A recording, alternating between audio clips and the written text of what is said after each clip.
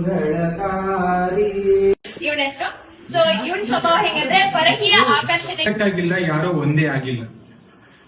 ಒಂದಾಗಿರೋದೆಲ್ಲ ಪುಸ್ತಕದಲ್ಲೇ ಚಂದ. ನನಗೆ ನನ್ನ ಜೀವನನೇ ಮುಖ್ಯ. ನಂಗೆ ಕುಟುಂಬ, ಸಮಾಜ ಎಲ್ಲ ನನ್ ಕನ್ಸುಗಳ ಗಡ್ಡ ಬರ್ಕೊಂಡೆ. ಜಾತಿ, ಭಾಷೆ, ಪಂಥ ಇವೆಲ್ಲವೂ ನಿಮ್ಮ ಗುರುತುಗಳು ಅಷ್ಟೇ, ನಿಮ್ಮ ಅಸ್ತಿತ್ವವಲ್ಲ. ನೀವು ಎಷ್ಟು ಜ್ಞಾನಪೀಠ ಪ್ರಶಸ್ತಿ ಬಂದಿದೆ ಇದುವರೆಗೂ? 8. All power is within you. ಸ್ವಾಮಿ ವಿವೇಕಾನಂದರು 1893ರಲ್ಲಿ ವಿಶ್ವಧರ್ಮ ಸಮ್ಮೇಳನಕ್ಕೆ ಹೋಗ್ತಾರೆ. ವಿಶ್ವಧರ್ಮ ಸಮ್ಮೇಳನದಲ್ಲಿ ಭಾರತದ ಬಗ್ಗೆ ಮಾತಾಡ್ತಾರೆ. ಯಾವ ಒಂದು ನಗರಕ್ಕೆ, ಯಾವ ಒಂದು ಸ್ಥಳಕ್ಕೆ ಹೋಗಿ ಅವರು ಆ ಭಾಷಣವನ್ನ ಕೊಡ್ತಾರೆ.